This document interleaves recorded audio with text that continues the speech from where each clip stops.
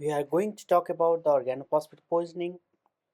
Organophosphate compounds are the insecticides, and systemic absorption of the organophosphate occur by the inhalation and from the mucous membrane, transdermal, transconjunctival, and GI exposure.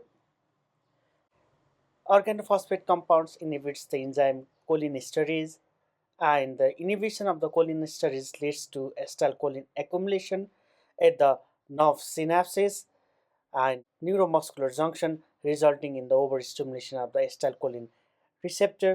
Initial overstimulation is followed by paralysis of cholinergic synaptic transmission in the CNS, in the autonomic ganglia, and the parasympathetic and some sympathetic nerve system. Excessive acetylcholine result in the cholinergic crisis that manifests as the central and peripheral clinical toxidomes. This photo elaborates the toxicity sequence of the organophosphate. Critical initial question for the patient. First of all, we have to ask about the time since injection.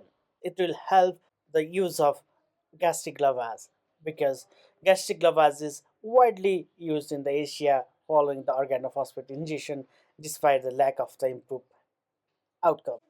Gastric lavage will be benefit patient who present within 2 hours of the time of the injection. Activated charcoal is also recommended because organophosphate do bind with it. Talking about the contraindication of gastric lavage, first of all, if the patient is uncooperative, second is if the poison is acid, alkali, or kerosene, or third is if the airway is not secure.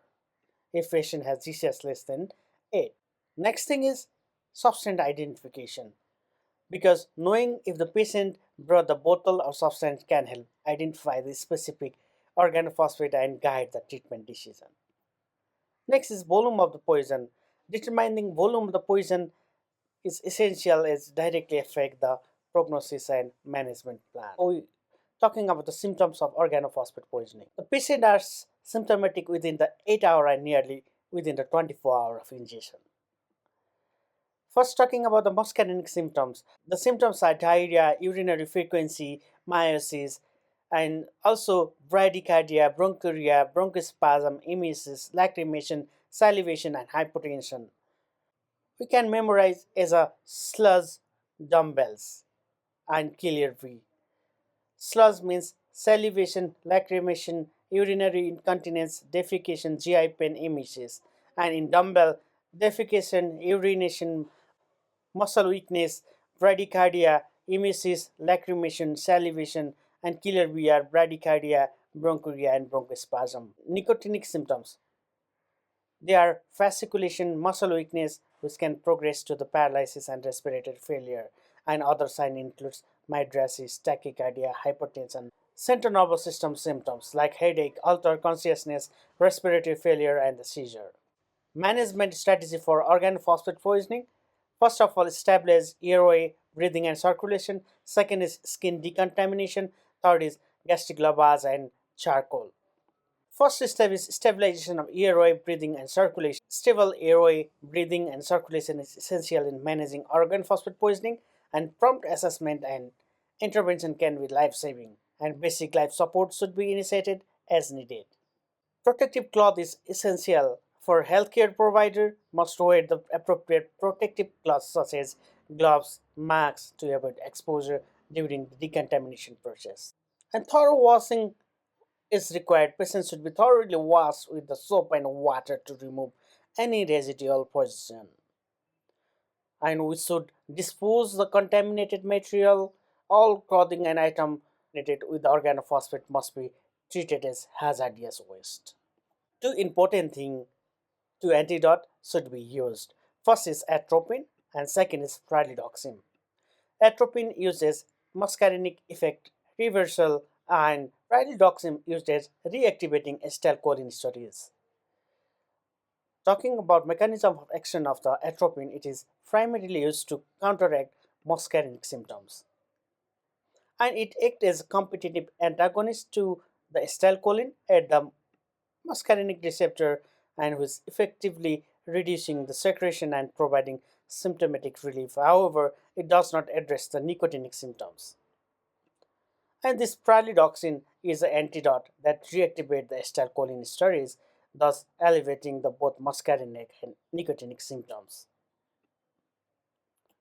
Talking about the dose of the atropine, at- this is very important that atropine is administered IV with the initial dose of 2 to 5 mg for the adults and 0.05 mg per kg for the children. And every 5 minutes, please check the breath, sound, blood pressure, heart rate, sweating, and the pupil size. If there is no improvement, then double the dose every 3 to 5 minutes until the respiratory secretion have cleared and there is no bronchoconstriction. We have to look for the sign of atropinization by appearance of anticholinergic sign and symptom in the patient, including dry skin, mucosa, decreased bowel sound, tachycardia, no bronchospasm, reduced secretion, and mydriasis. These are summarized in this target, like clear chest, blood pressure, systolic blood pressure more than 80 mmHg, heart rate more than 80, and dry skin. If the target achieved, then start infusion of atropine at the dose of 10 to 20% of total required dose every hourly. It is very important. Check the patient to see if it is too much or too little atropine is given. If too little is given, then cholinergic feature will re-emerge. And if too much is given, then patient become agitated, pyrexia, and develop absent bowel sound, urinary retention. Then stop the infusion for the 30 to 60 minutes of the features, then restart again. These two points are very important. Pupillary dilatation is not therapeutic in point, and tachycardia is not contraindicated to use of atropine in the organophosphate poisoning. Pralidoxine, it is key antidote in organophosphate poisoning. Pralidoxine occurs binding to inhibit the acetylcholinesterase enzyme. It displaces the organophosphate molecule and reactivates the enzyme activity, thus restoring the cholinergic balance in the body. And this administration of the pralidoxime should be started as soon as possible, and early intervention can greatly enhance the patient outcome, especially in reducing the muscle weakness and reversing the severe symptoms. Effective at the neuromuscular junction, reversing the muscle paralysis if administered before the permanent organophosphate binding occur. It is also called as aging. Then what is the dose of it? In adult, it is used as 30 mg per kg, and in infusion, it is used as 8 mg per kg per hour. And in child, it is used as bolus of 20 to 50 mg per kg, and in infusion, it is used as 10 to 20 mg per kg per hour. And the important point is it should be continued for 24 to 48 hours while monitoring the acetylcholinesterase level. We should need some investigation. First is measure the cholinesterase level. Second is conduct baseline investigation and perform the ECG for monitoring the cardiac function and detect potential arrhythmia or any other complication during the treatment.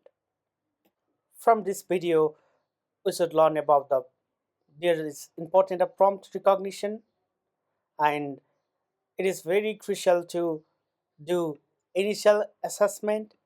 It is important for timely antidote administration and importance of decontamination. Thank you.